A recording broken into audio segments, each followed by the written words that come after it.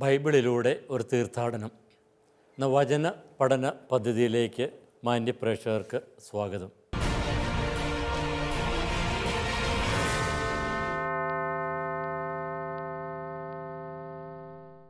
വെളിപാട് ഗ്രന്ഥത്തിലെ 19-ാമത്തെ അധ്യായത്തിലൂടെയാണ് നാം ഇപ്പോൾ കടന്നുപോയിക്കൊണ്ടിരിക്കുന്നത്.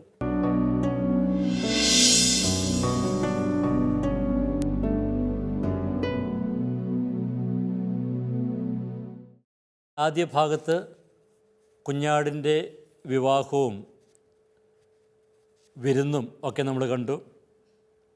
അതിനുശേഷം വെളുത്ത കുതിരപ്പുറത്ത് കയറി വരുന്ന ക്രിസ്തുവിനെയും അവിടുന്ന് തിന്മയുടെ ശക്തികളെ ഉന്മൂലനം ചെയ്യുന്നതിനെക്കുറിച്ചുമെല്ലാം നമ്മൾ കണ്ടു.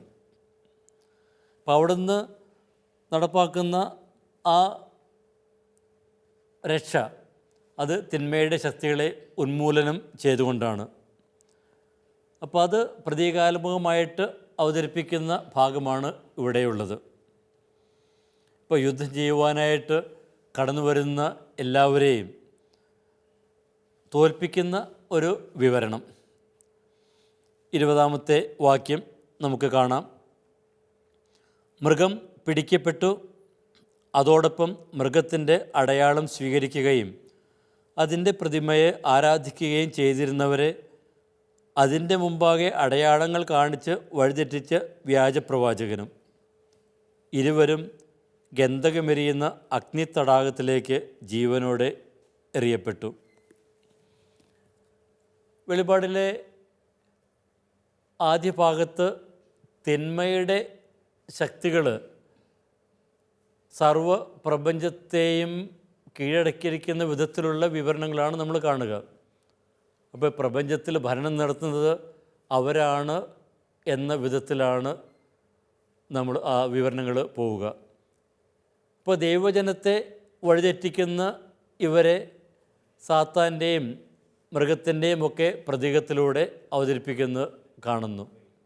റോമൻ സാമ്രാജ്യത്തിൻ്റെ ആ വ്യാമോഹത്തിലേക്ക് ദൈവജനത്തെ നയിക്കുന്ന ശക്തികളായിട്ടാണ് സാത്താനെയും മൃഗത്തെയും ഒക്കെ അവതരിപ്പിച്ചിരിക്കുന്നത്. അപ്പോൾ ഇവിടെ ഈ ശക്തികളെല്ലാം ഉന്മൂലനം ചെയ്യുന്നതാണ് ഇവിടെ അവതരിപ്പിക്കുന്നത്. ഇപ്പോൾ മൃഗത്തിൻ്റെയും ആ വ്യാജപ്രവാചകൻ്റെയും അന്ത്യം ഇവിടെ വിവരിക്കുന്നു. ഇപ്പോൾ ഇവിടെ ഉപയോഗിച്ചിരിക്കുന്ന ആ ഒരു വ്യാകരണപരമായിട്ടുള്ള ഒരു പ്രത്യേകത കർമ്മണി പ്രയോഗം. അപ്പോൾ ഇത് അർത്ഥമാക്കുന്നത് പിടിക്കപ്പെട്ടു എന്ന് പറയുമ്പോൾ ഇത് അർത്ഥമാക്കുന്നത് ദൈവം തന്നെ അവരെ പിടിച്ചു, അതായത് ദൈവം അവരെ ഉന്മൂലനം ചെയ്തു എന്നാണ്.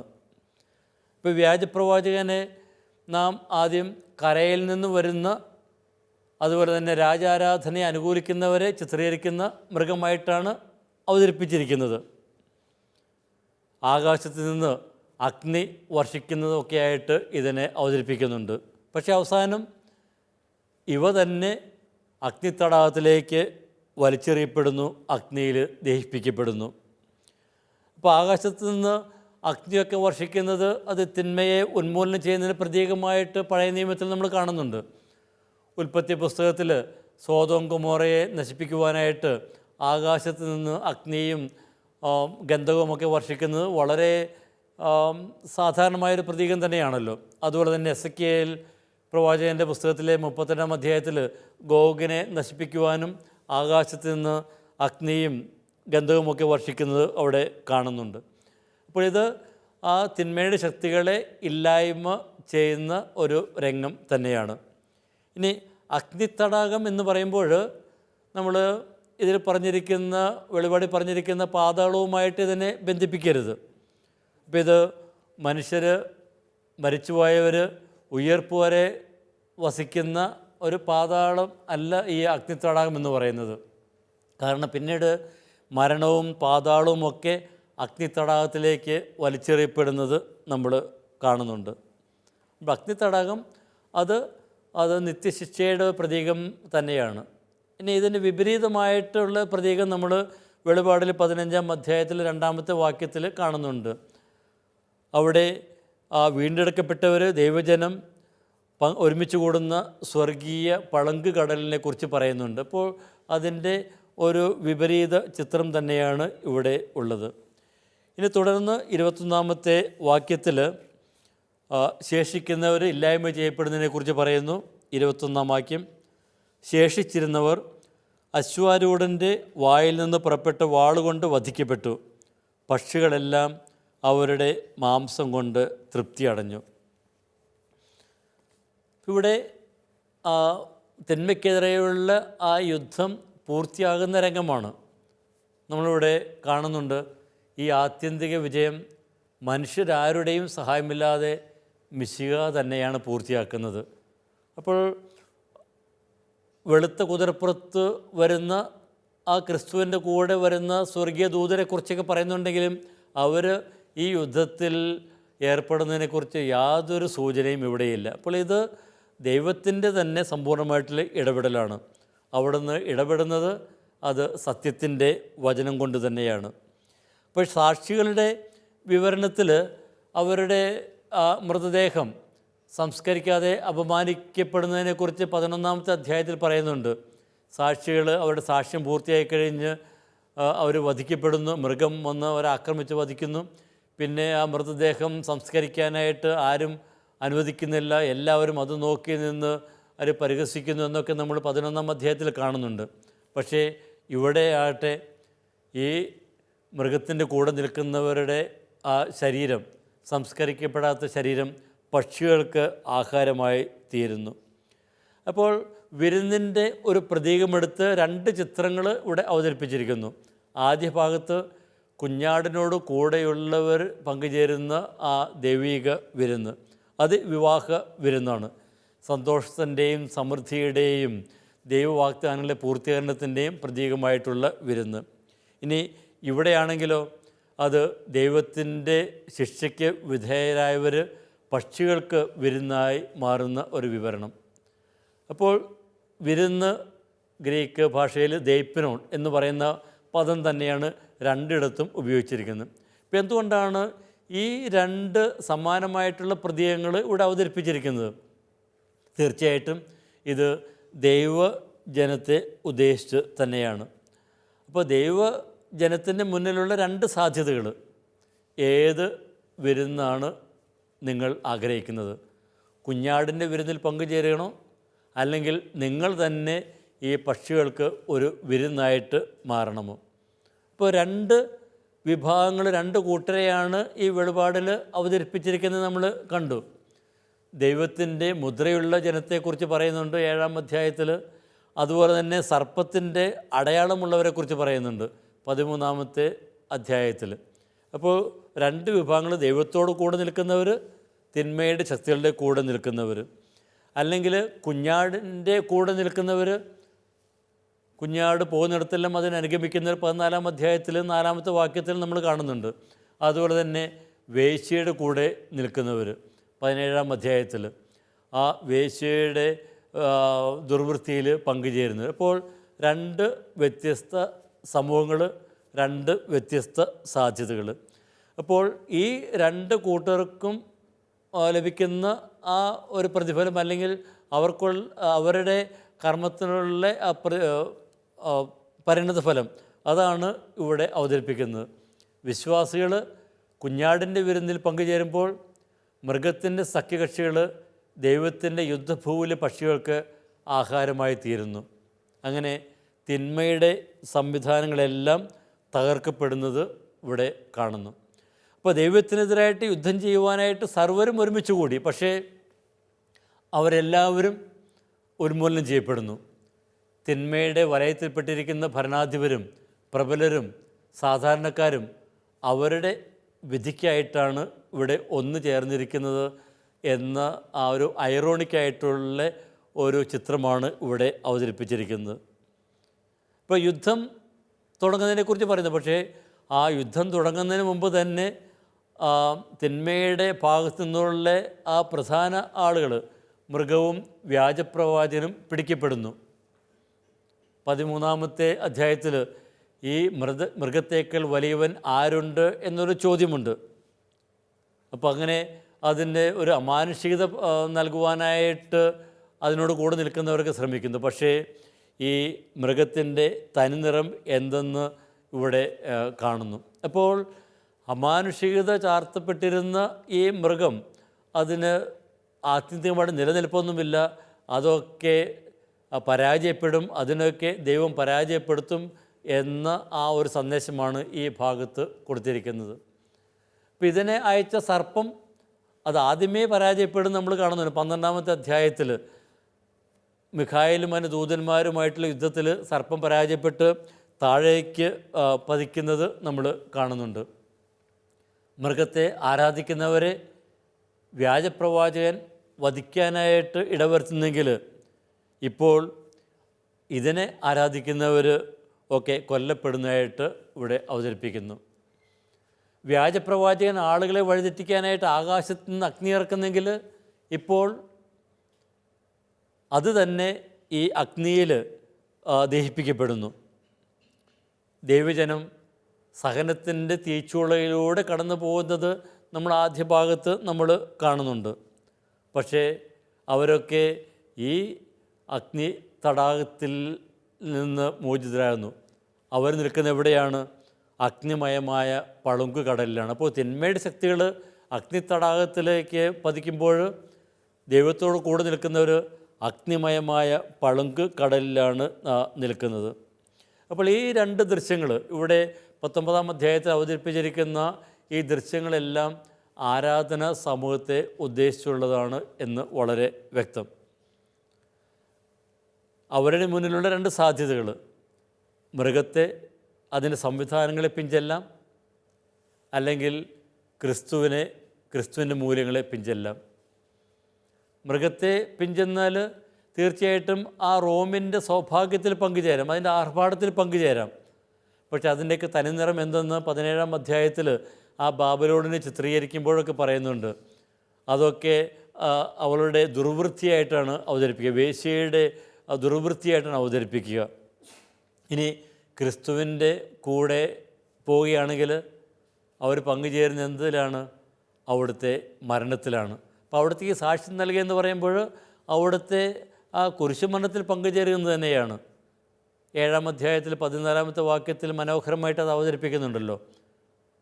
കുഞ്ഞാടിൻ്റെ രക്തത്തിൽ കഴുകി വെളുപ്പിച്ച ആ വസ്ത്രം ധരിച്ചിരിക്കുന്നവർ, അതായത് കുഞ്ഞാടിൻ്റെ കൂടെ നിൽക്കുന്നവർക്ക് ലഭിക്കുന്നത് ഈ സഹനവും പീഡനങ്ങളും ഒക്കെയാണ്. പക്ഷേ അവസാനം ഇതിൻ്റെ എല്ലാം തനിനിറം അത് വ്യക്തമാകും.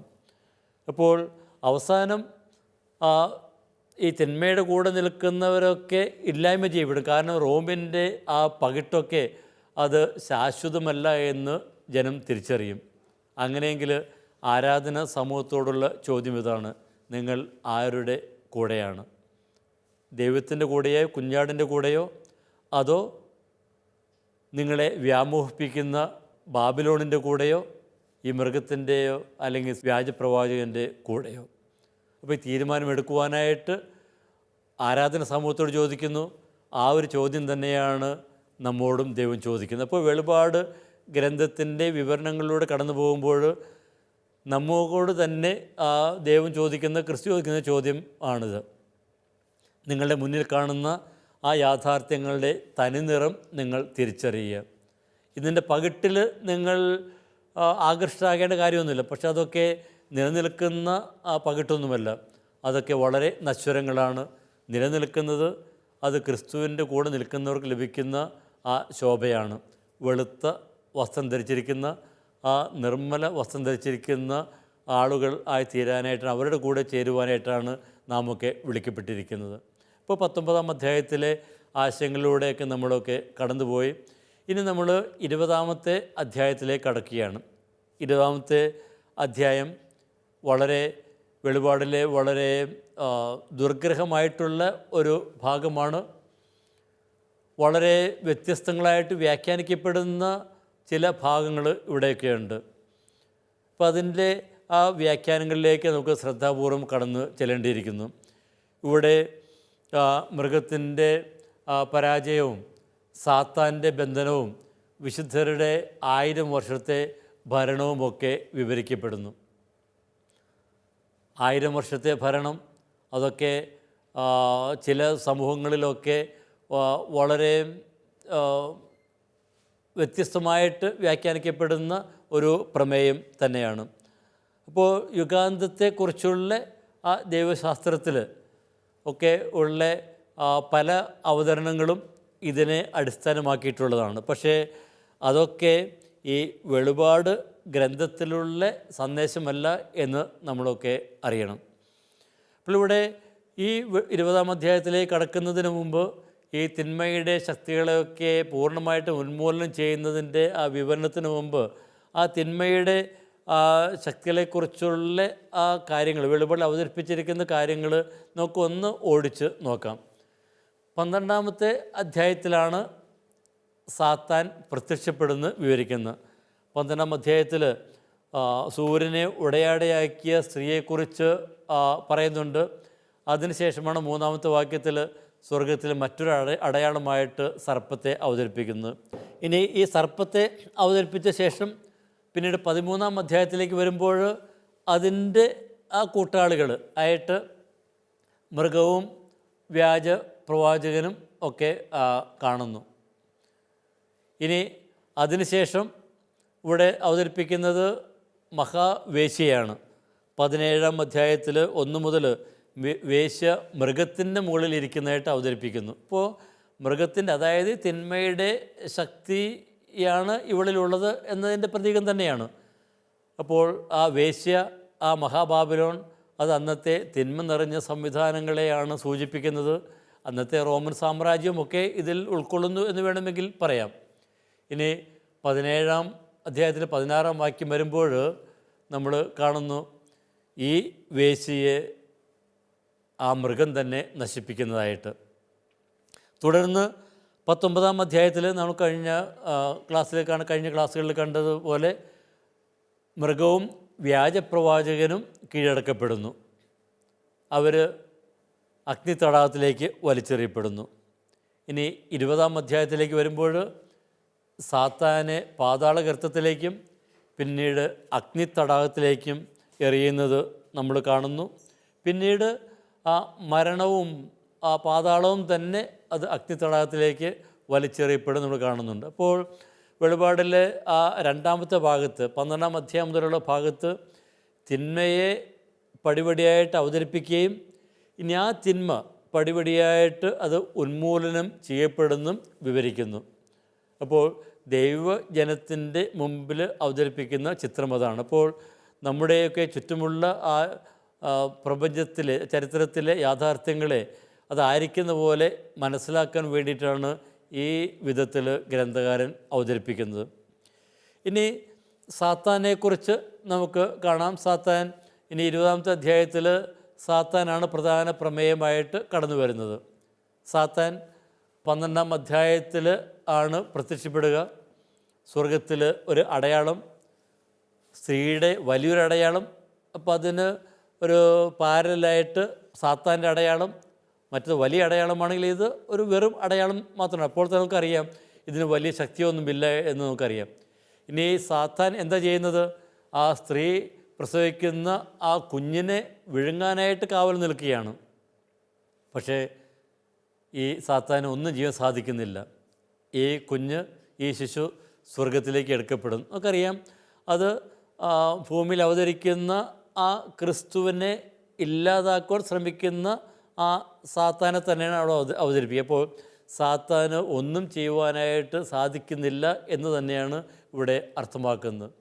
ഇനി അതിൻ്റെ 12-ാം അധ്യായത്തിൻ്റെ 2-ാം ഭാഗത്ത് ഈ സാത്താനതിൻ്റെ ശക്തിയൊക്കെ പ്രകടിപ്പിക്കാൻ ശ്രമിക്കുന്നുണ്ടെങ്കിൽ പോലും ഇനി അത് പരാജയപ്പെട്ട് ഭൂമിയിലേക്ക് പതിക്കുന്നത് വിവരിച്ചിരിക്കുന്നു. ഇപ്പോൾ ഭൂമിയിലേക്ക് പതിക്കുന്നപ്പോൾ സ്വർഗീയ യുദ്ധത്തിൽ മിഖായേലുമായിട്ടുള്ള യുദ്ധത്തിൽ ഇത് പരാജയപ്പെട്ട് ഭൂമിയിലേക്ക് പതിക്കുന്നു പറയുമ്പോൾ അർത്ഥമാക്കുന്നത് എന്താണ്? ആത്യന്തികമായിട്ടുള്ള അപരിമേയമായിട്ടുള്ള ശക്തി അതിനൊന്നുമില്ല. അതിന് വളരെ ലൗകിക തലത്തിലുള്ള വളരെ പരിമിതമായിട്ടുള്ള ശക്തി മാത്രമേ ഉള്ളൂ എന്നാണ് അത് അർത്ഥമാക്കുന്നത്. ഇനി മൂന്നാമത് നമ്മൾ പിന്നീട് അതിന് ശേഷം പിന്നെ അതിന് അല്പസമയം മാത്രം ഉള്ളൂ എന്നറിഞ്ഞ് അത് ദൈവജനത്തിനെതിരെ യുദ്ധം ചെയ്യുവാനായിട്ട് വരുന്നതും നമ്മൾ കാണുന്നുണ്ട്.